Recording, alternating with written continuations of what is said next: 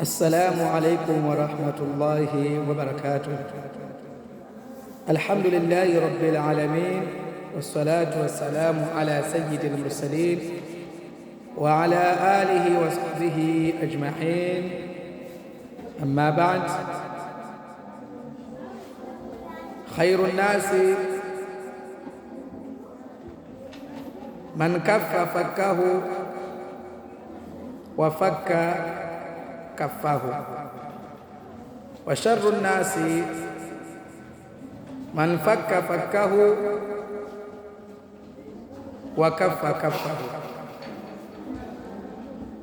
Moja katika mshairi asema, mbora wa watu, khairun nas, mbora wa watu, man ni yule ambaye kwamba kafa fakahu, ameuzuia mdomo wake, kanwa lake, si mwenye kuropoka ropoka, si mwenye kuzungumza zungumza hovyo, la, man kafa fakahu.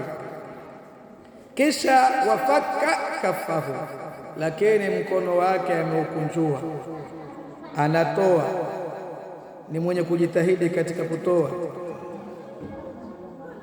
Huyu ni mbora katika watu, si mtu kuzungumza zungumza au ropoki ropoki. Akitoa hanene, atoa kwa ajili ya Allah. Wa sharru nasi, na shari ya watu, mbaya wa watu, man yule ambaye kwamba faka fakahu, kanwa lake amelipanua, azungumza, aropoka, anena mambo mengine hayaingia hata katika akili, lakini kwenye kutoa wakafa kafahu, lakini mkono wake ameukunja, hatoi. Mtu huyu ni katika wale wabaya watu, kama alivyoeleza mshairi. Ahbaba almuslimin, tumewaalika katika hafla yetu ambayo kwamba itakuwa tarehe 18 mwezi wa pili mwaka wa 2026. Hafla itakuwa katika maeneo ya Shimoni, kaunti ya Kwale, kijiji cha Tswaka barabarani. Atakaopata mwaliko huu au uhalishi huu afikishie wengine Waislamu.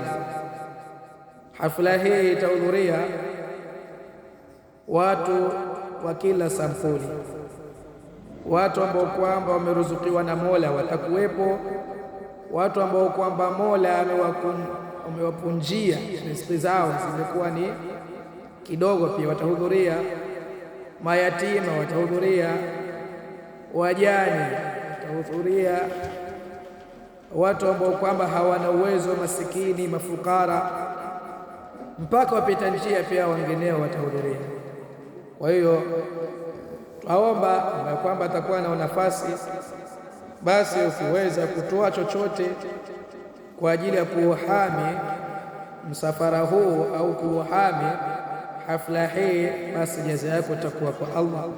Ukiweza ukisema mimi nitatoa vitunguu, wallah yallahu biha wa ni'ma.